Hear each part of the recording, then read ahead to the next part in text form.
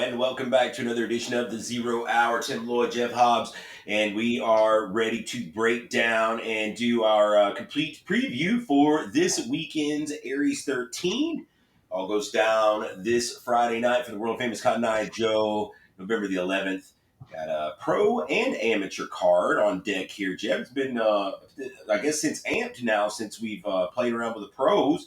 So 4 pro bouts on tap. It's supposed to be 5. We'll get into that a little bit as we dive in. But final Aries proper card of 2022. Yeah. We had talked about in October how we had just celebrated 1 year. We're going to finish out our first calendar year, if you will, Mhm. 2022. So got a big 2023 already set. Dates are out, locked in, all the different cities that we're going to. So this will be the last hurrah, if you will, for 2022. Yeah, and it's kind of easy for things to, as you get towards the end of the year, you're starting to work towards the beginning of next year with ideas of grandeur and some pretty cool fights that are kind of in the in the pot brewing for us here as we get into 2023. Things have got to go right in a few other capacities, but some really good fights that we've kind of got brewing for you guys next year. So excited to dive into this final card of 2022. First, shout out to our sponsors is Smoky Mountain CBD. Catch them at SmokyMountainCBD.com. They hook up all of our of the night winners and our VIP tables with some real nice swag that I can verify is super, super delicious and dang. So Hey, make sure, yeah. that being said, Tim, I hadn't even got to tell you yet. I'm Man, breaking. I'm breaking some news to you.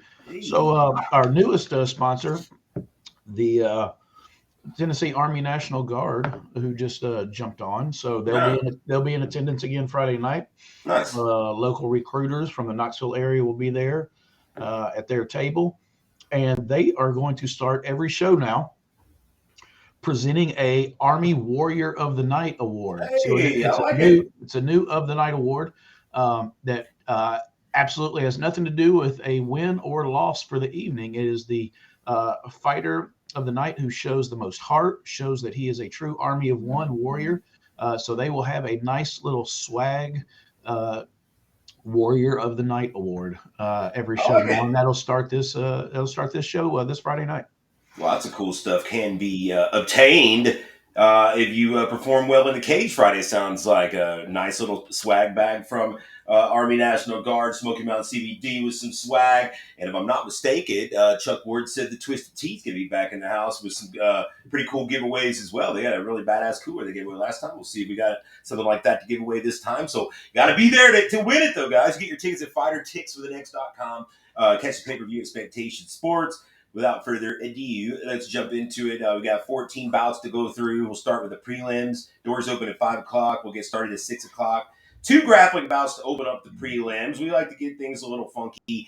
We got 2 of them here. We've got, for the first time ever, tag team combat BJJ on deck. So we got 325 pounds combined here. We've got Corey Hinson, Noah Basinger out of the newly minted Rowan Wrestling Academy in Concord, North Carolina. Of course, we saw Corey compete a couple times now. He did tag team with Justin Watson, and then he had an MMA fight after that. This would be he's excited to participate in the first ever combat BJJ tag team bout with his partner Noah Basinger, who is I believe he's a collegiate level wrestler out that way, from what I could gather. Really good decorated wrestler.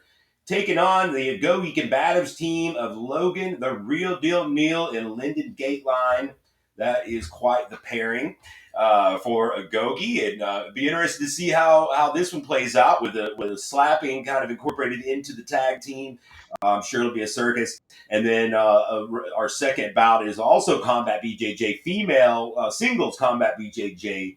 Hannah Ellswick taking on Agogi Combatives, debuting Melissa Buckner. Your thought on these two to kick us off?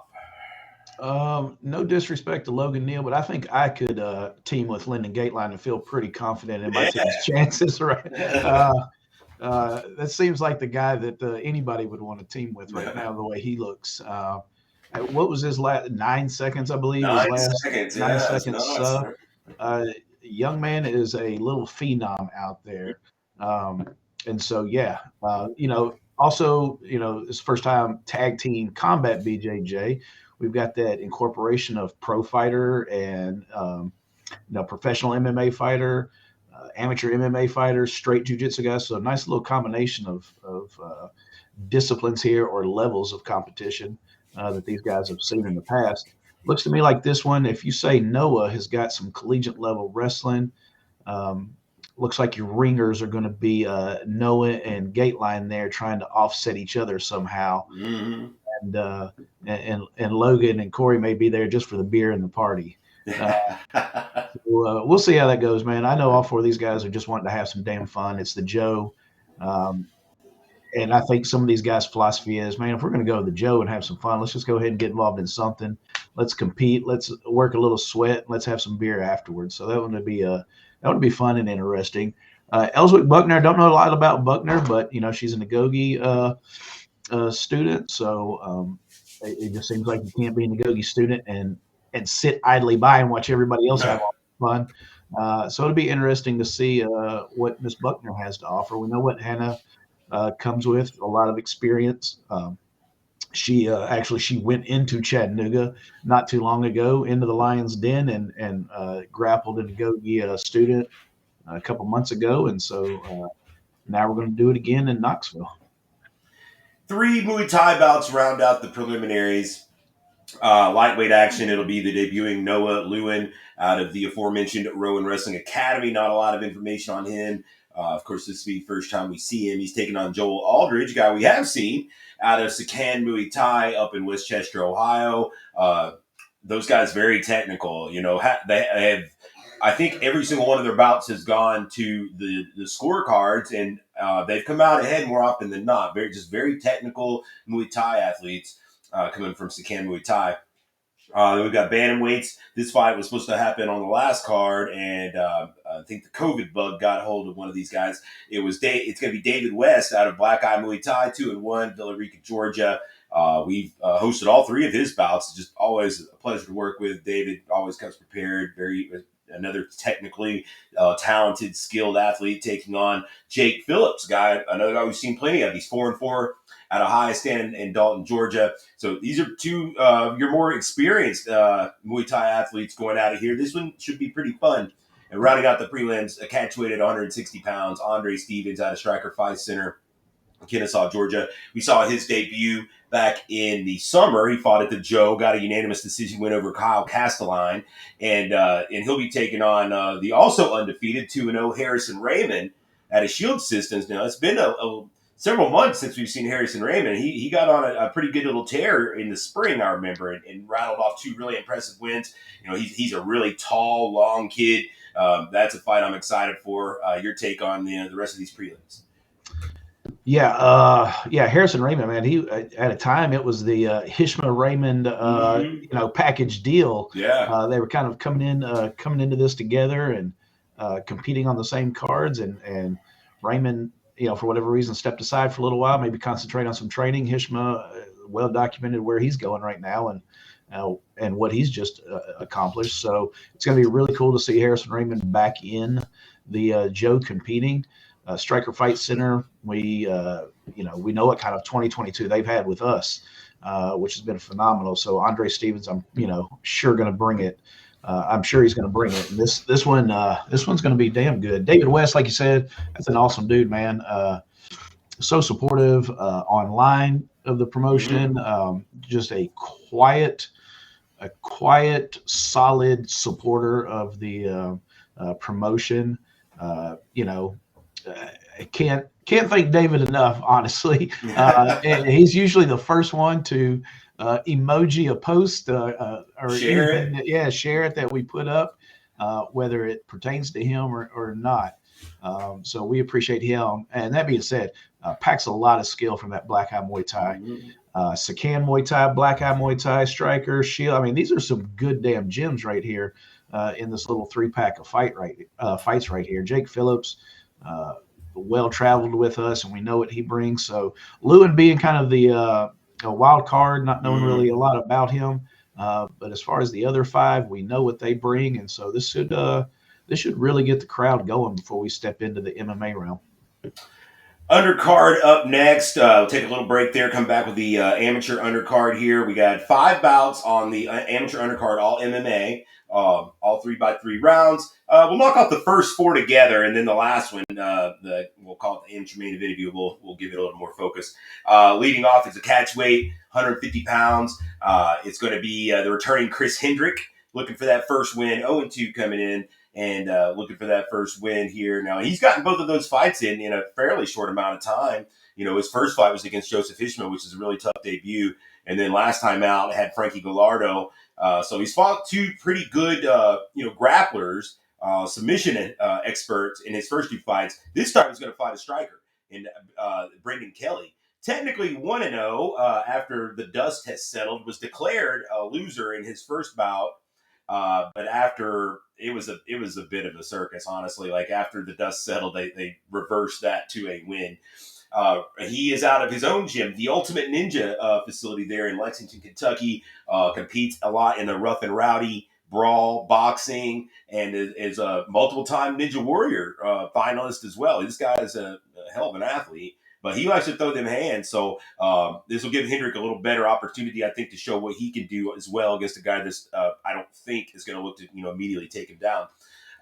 Then we've got a late replacement fight here. Originally supposed to be Preston Harcourt taking on Trevor Parker in a heavyweight bout. But Preston Harcourt pulled today, actually. And now it's going to be Chase Chandler. This is going to be a super heavyweight fight, by the way, now. We went from regular heavyweight where, Parker was right at that limit of 265. Now he won't, trim off any pounds to get to 265. He'll be fighting Chase Chandler, 0-1 out of the Academy of Martial Arts in Waukegan, Tennessee. Chase was supposed to fight on the last card against Jesse Fain, if you recall. Jesse Fain had a freak accident right after weigh-ins where he jacked his knee up coming off the stage from the face-off, so Chase wasn't able to compete on that card. So thank you to Chase for stepping in on short notice. He'll be taking on the aforementioned Trevor Parker, making his debut out of Kevin Barberina's Carlson Gracie Corbin team out of Kentucky. And he's a debut fighter. Not a lot known about him. This will be the first time that we've hosted that team. I'm excited to see what they can do. After that, we've got lightweight action. Ricardo Powell, we saw him last time out at the Joe. Quick win over Mark Harper, representing Team Ground and Pound at Villa Rica. 1-0 he is now, stepping up his competition level this time, though, as he'll be taking on the debuting at Blake Grant out of Guardian MMA in Murfreesboro. Don't know a lot about Blake either. I know Shannon Godfrey had told me about him, and we've been talking back and forth for a few months about getting a debut set. I do know he's a blue belt.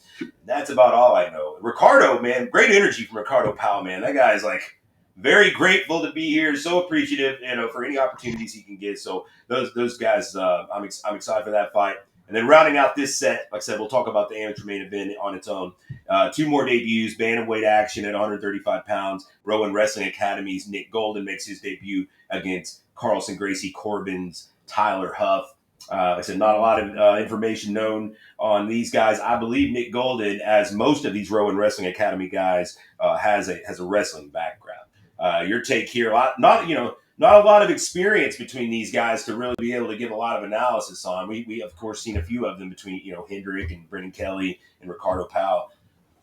Yeah, besides being debuts, we've got a lot of situations there where they're debuts and new gyms that we haven't worked with before. So unknown on top of unknown, because sometimes say like in a Blake Grant situation where we can say, okay, Blake Grant is a debut, but I know Guardian MMA in Murfreesboro, and I know who's there, and we don't have that to go back on with Carlson Gracie out of Corbin, Kentucky. So a lot of unknowns here. Like I said, what we do know is Brendan Kelly. Thank goodness he was able to get the wrong righted in his first outing with Aries, and it rightfully should have been turned into a win.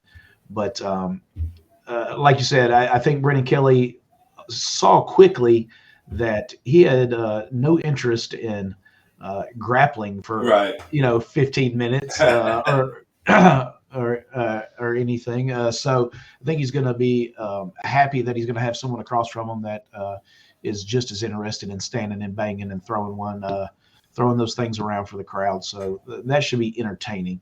And I imagine Brendan Kelly's going to come with a mustache looking Oh yeah, sweet as ever. mustache game on point. Definitely on point.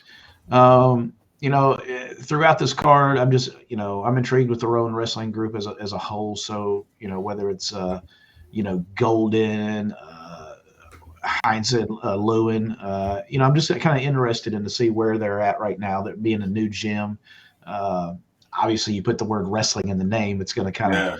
pigeonhole you and what you think you're getting. So I'm interested to see if we get something a little different than just straight up wrestlers. Um, Aside from that, man, this is just kind of getting the crowd ready and lathered up for this next one we're about to talk about, the amateur main event. Amateur main event. This is a really interesting one. Actually, there's two big characters. I won't say big characters, like two big personalities, I guess you would say, in this one. It's two guys that have fought multiple times at bantamweight. This will be at featherweight though, at 145 pounds. Michael Cribb, representing Team Sean Hammonds in Nashville, Tennessee, 4-2. Been out for about a year and a half now. It's been, or maybe 2 years since we've seen Michael Cribb. So excited to see if there's been some developments and improvements I'm sure that he'll be looking to display as he takes on the undefeated Big Brivin Sullivan, 4-0 out of the Gogi Combatives, Chattanooga, Tennessee. I dare say that all of Brivin's experience has come since we've last seen Michael Cribb compete. This is an interesting one. This is one that we just saw Brivin take a short notice combat BJJ bout in Chattanooga, and really was impressive. I thought in what he showed out there against Daniel Gonzalez, a guy that on paper I thought was probably the more decorated grappler there, and Brivin kind of known to be a striker. Showed some different facets of his game out there, and so I want to get your take on this one. Again, Michael Cribb's a guy with a little bit. This would be one of the guys with more experience, one of the more experienced guys that Brivin has fought at this point. Most of his competition to date has been against guys like him who won 2 fights. Yeah. I think saying two big personalities is a stretch. We got one big personality, and the other one is a silent enigma. Yeah. But definitely a character in his own right is Michael Cribb. Not a man of many words, but definitely there is some character behind his silence, if you will. So this could be just entertaining alone with the banter, or one-sided banter is even going to be entertaining. We've seen situations in the past where someone has tried to entertain Cribb with some trash talk, and just eerily just stands there and listens. So Yeah. it's going to be interesting. Like you said, I'm happy to see the record of the opponent strengthened for Brivin. It's something that we've wanted to see, and I think has been needed. So it's good to see that the experience of his opponent is growing. Um, I still think there's something still there to be said because, again, Cribb has not fought in a couple of years. And the last time we saw him was not his best outing. We have seen him look really good before in fights, but his last outing, like you said, maybe even 2 years ago, it just didn't go his way at all that night. And he's been out a while and not even really sure exactly where he's training full time right now. I think he had moved away. He's moved back, trying to get reestablished. I definitely applaud him jumping right back in and trying to get going back in his career. But there's still a lot of unknowns about Michael Cribb. I know when Michael Cribb is on, he's on, and this could make it fun. But Brivin, like you said, looked really good in his last combat jiu-jitsu, which I know it's a different realm. It's not fighting, but it was a different Brivin though than what we saw his last time doing. BJJ, where he was more laid back, relaxed, let things come to him, was not aggressive, could care less if the time ran out or not. He came into his last BJJ match with a lot of offense and a lot of vigor, anger, aggression. And he was looking to impress, and he did. You look at his nickname now, Big Brivin. So it's obvious that he is looking to fulfill that nickname because you can tell he's lifting, he's getting bigger, putting on a lot more muscle. Um, Things that I figured he would need to do because I felt he was more natural at 135, and if he was going to go to 145, he was going to be a little bit undersized. So it's good to see that he's actually trying to put on some Mm. size and weight to offset a size difference, which could be there by all accounts, should he go pro anytime soon. So this one's going to be interesting, probably for more reasons than one. Uh, there's probably several reasons this one's going to be interesting. His last fight was against teammate Chance Gilbride, who has now Mm. On been this card honestly, and Chance has been gone the same since. amount of time that Crib's been gone because Mm. that fight against each other was the last time we saw either one of them, regardless of who won or lost. So uh, Chance is back on this same card, so there's got to be a little familiarity there with Chance probably giving some pointers to his teammates. So this could get real funky and interesting.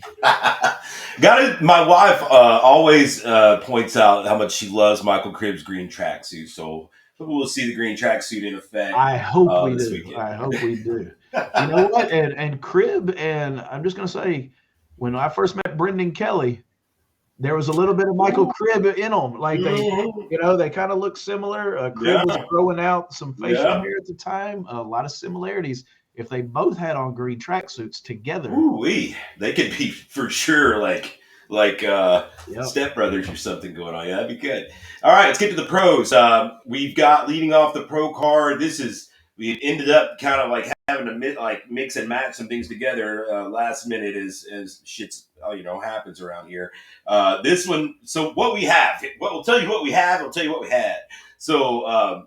What we have to open up the pro card is catchweight at 150 pounds. It's going to be Justin Watson, also representing the Rowan Wrestling Academy. 0-1, looking for that first win. Of course, his first pro fight against a buzzsaw and his first time out against Pat Crumpton, the current champ. So no shame there. But now it's been over a year since that happened. Justin looking to get back in there now with a new team behind him at Rowan Wrestling Academy, and there's a lot of excitement there, obviously, with them having so many guys on this card. So they're pumped up, ready to go. He's going to be taking on Corey Delaney out of Team Chaos, Columbus, Ohio. Corey is 3-8. Now both these guys originally had other opponents, and we had to more or less throw them together because both of the opponents weren't able to get it together. So Justin originally supposed to fight Daniel Kilburn. Kilburn pulled out Monday.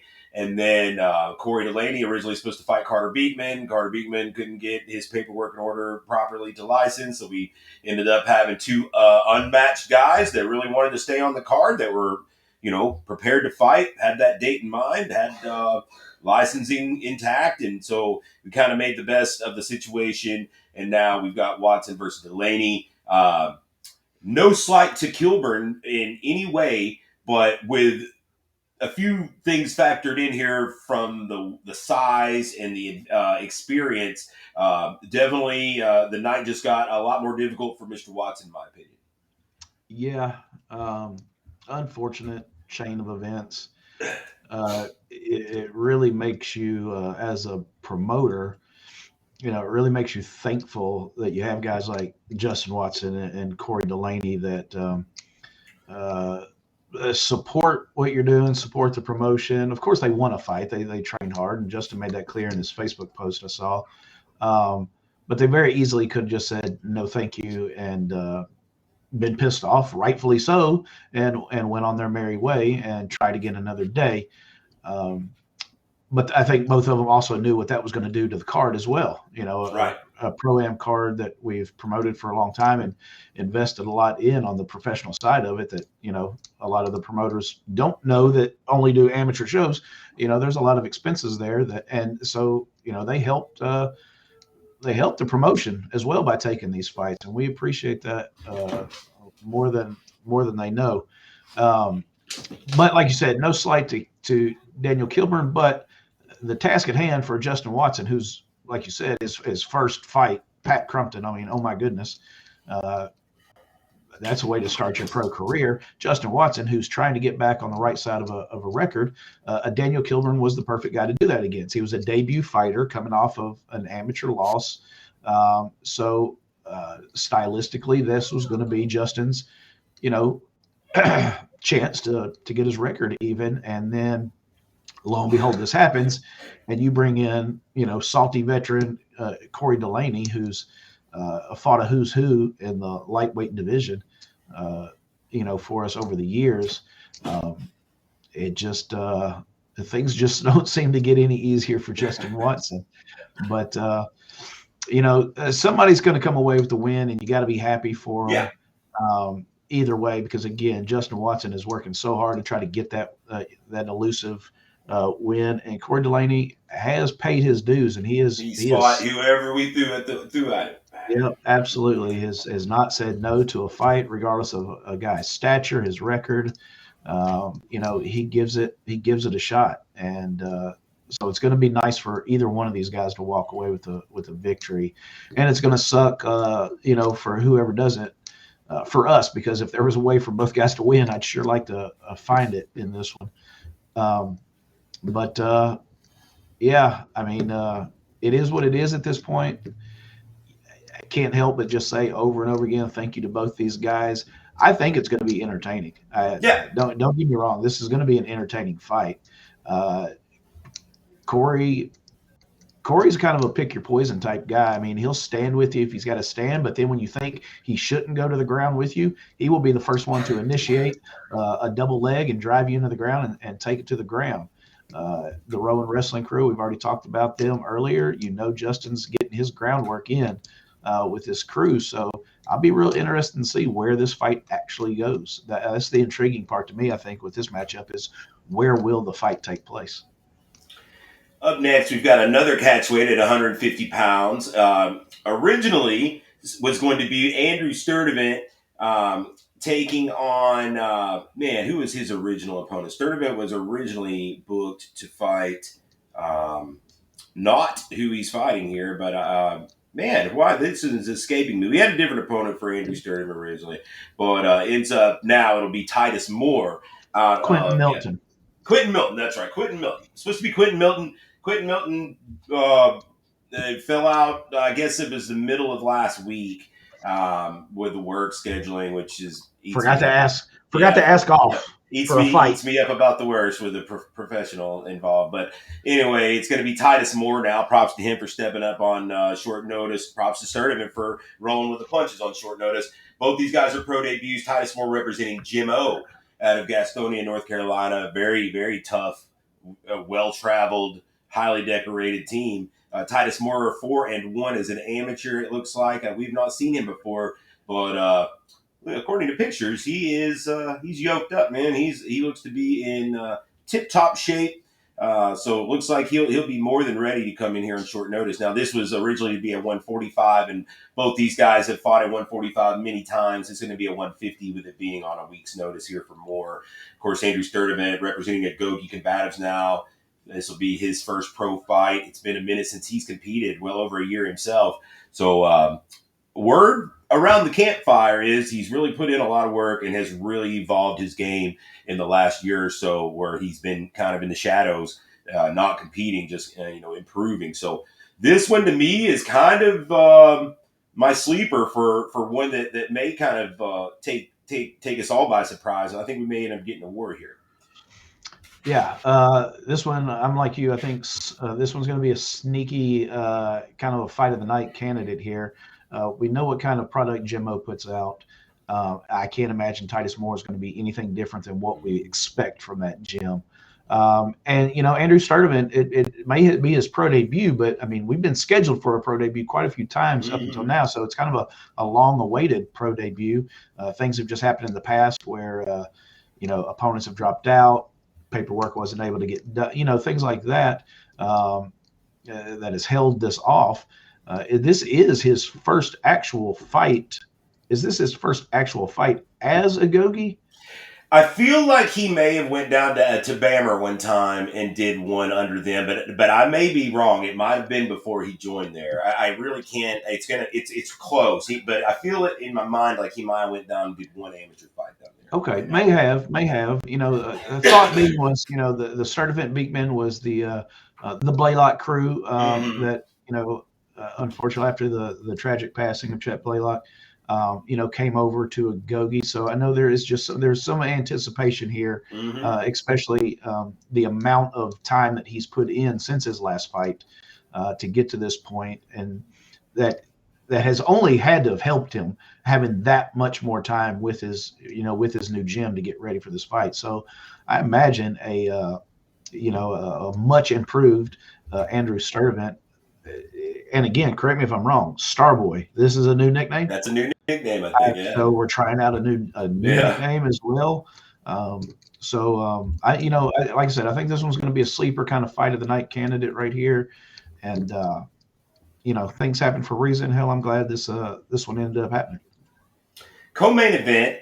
This is one that I personally am very excited for. This will be a lightweight bout, and it's going to be Nick the Nutshell Campbell. Looking for his first pro win. He's 0-1 coming out of the UFC gym in Greenville, South Carolina. However, he is coming off a pro Muay Thai win for Showcase out that way. It's been about 3 months ago, give or take. But he actually got a win in his pro Muay Thai debut, so he is coming in with some momentum. We talked to him here on the show. We didn't have the best reception on that call, but you could tell, Jeff, just from our interview, he's confident, man. He's not coming in here to lay down for nobody. And if you've ever seen Nick fight, I mean, he is all action. He's one of these guys that's got just that innate fighter mentality about him that his skill set is kind of caught up to his innate inner aggression, if you will, over the years to make him a well-rounded fighter. Training there at the UFC gym in Greenville, he's taken on another long anticipated professional debut out of the Agogi camp, Chance Gilbride. We just talked about him a little bit earlier when we were talking about that amateur main event. Chance Gilbride back in action after about a year and a half out himself. And it looks like he is dialed in. That is an interview that we were able to successfully, pull off with good audio and sound and clarity. So I would actually suggest you go back and watch that one. It was actually one of my favorite interviews we've done. That was a really really fun one there. Chance, a submission specialist. Nick Campbell probably going to have the edge in the striking here, I would imagine. Chance with the edge in the grappling. And then kind of the intangible here to me is, this fight's at 155, and Chance Gilbride, in the past fighting at 135, 145, will that make a difference in his ability to get this fight where he wants it, which is surely on the ground?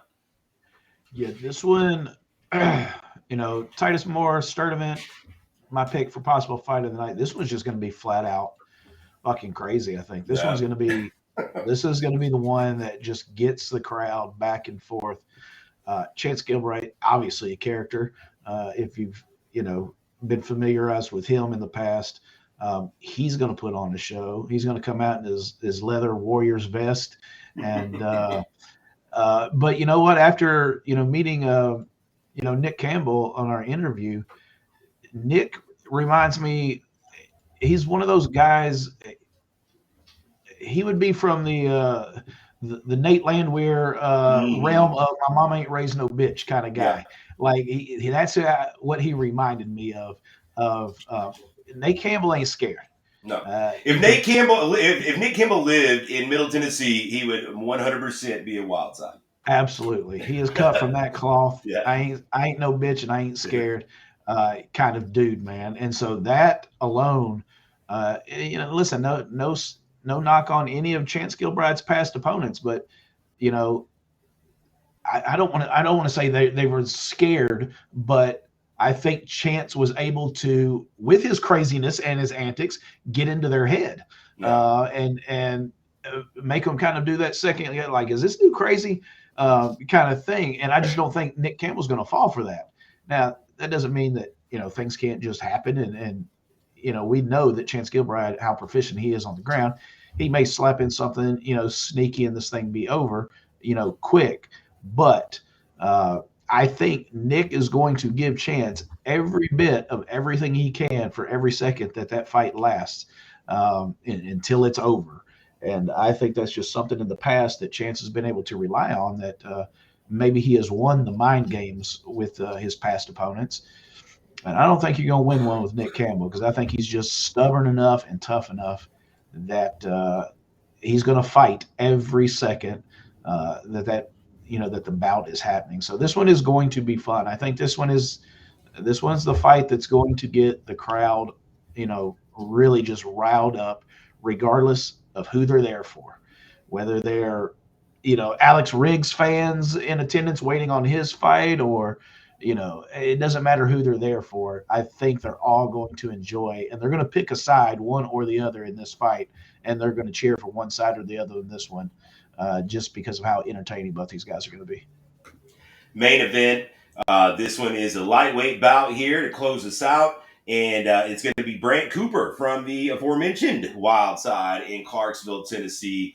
1-3 record. He's supposed to fight actually, I want to say in Iowa maybe, just a few weeks back, and his opponent missed weight, so that fight fell off. So he was already kind of, conditioned to fight, ready to go. And we'd already kind of been talking about having this fight, so there was a very seamless step right on into this date.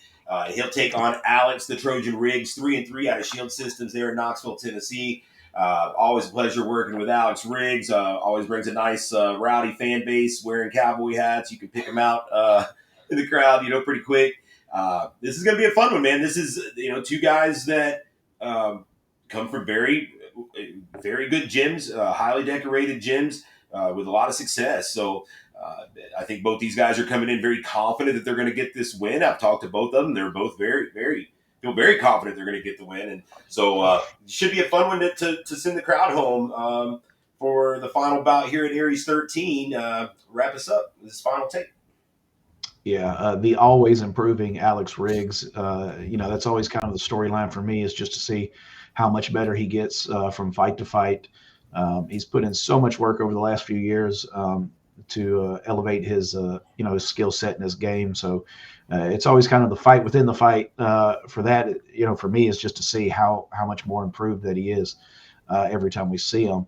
Brant Cooper, though, I'm telling you, like you said, very confident. I've been impressed. I've been impressed with Brant Cooper's marketing of the fight online. Brant Cooper is making sure everyone knows that he is fighting this week, and we definitely appreciate that. Oh, yeah. He is keeping his fan base and his city informed on what's going on, and that's how you get definitely asked back to a promotion, is is helping with the the marketing of a bout, and he has done that. Like you said, he's chomping at the bit. Was prepared to travel all the way to Iowa and compete. Gets there, opponent doesn't make weight, and it was all for nothing. So there's got to be a little fire lit under him that he has been in a long ass training camp. Now mix that in with the fact that he is Wild Side from Clarksville, Tennessee, baby, and there's just going to be probably a little nastiness to Mr. Cooper when he finally makes it to Knoxville. Not really going to mesh well with nice guy Alex Riggs, so probably not going to get fireworks between the two, because Riggs is not one to let anything really get underneath his, get on his nerves. He's just a compete type of guy. But I think this is going to be a really, really good matchup here. Don't let Brant Cooper's 1-3 record fool you. This kid is tough, and he's competing with some really good guys out there. That's just the way the chips have fallen in his matchups. But he's out there fighting, and he's fighting good guys, and he's traveling out of state. He's not just trying to stay home on local fight cards. He's going out, traveling, being the B-side, wherever it is he needs to go. And so I think this was going to be a really good main event. Like you said, it's going to be a nice way to shut down the night at the Cotton Eye Joe, because the Knoxville Riggs crew will be there. You say cowboy hats. They're always in white tees also. It seems like white is the color. White tees, big white sheet with the Trojan written on it. Mr. Cooper, I think, good. Well, you'll be in the blue corner. You don't have as long a walk to the cage, but his fans will follow you from the locker room all the way to the check-in. All right. So go ahead and be prepared because they will stand right by your side and walk you all the way to the cage, possibly get in the way. We'll have to move them so you can make it to the cage. But man, just block it out and let's put on a damn show. I think it's going to be a great way to end the night. Yes, sir. That is Aries 13. It's going down this Friday night. The world famous Cotton Eye Joe's. Tickets, fighterticksforthenext.com. We've got maybe one VIP table left. Get that while you can. Otherwise, you can. The general admission is at the Joe is it's one of the few places where you can get you can get pretty dang close to the cage. So you can if your spot holds all night and nobody grabs your spot, for GA you can get pretty dang close to the cage. But always those VIP seats, it's the way to go. You get a nice little package from Smoky Mountain CBD, and that always makes the night even more enjoyable. Jeff, any closing thoughts here before we sign off? No, it's been a tough week. Yeah, I've had to sickly. We're just starting to come out of the flu. Had to mute 20 times during this show just to hack and cough without bothering anybody. Coming off of a sickness, but chugging along, and we're going to push through, and we're going to end 2022 with some fun. Again, the walk-up crowd at the Joe, since we've been back here this last couple of times, has been phenomenal, and we cannot, thank everybody enough for that. That is people that have come to shows in the past, and when they see that there's a fight at the Cotton Eye Joe, they're just coming. They're coming to have a good time, and it's always humbling to look up after about an hour after the show and just look at the crowd and just go, "Holy shit, where did these people come from?" We want to end off 2022 the same way. So come out, let's party, let's have a good time. Like Tim said earlier, we've got so many sponsors that are giving away so much shit at this show. Get there, get you a seat up close. One of these ring girls is going to throw something out. You're going home with some prizes, some swag, some gifts. Heck, if we've had enough to drink, you'll start getting free drinks because we'll start buying them for you at some point. So just come out, let's have a good time, man. This will be the last time we see the Joe crowd in 2022, so let's make it worth it. We'll be back next week with a recap of the show. In the meantime, do us a favor, subscribe so you get notification every time we post new content. Till next time, for Jeff Hobbs, Tim Lloyd, we're signing out. We'll see y'all at the fights.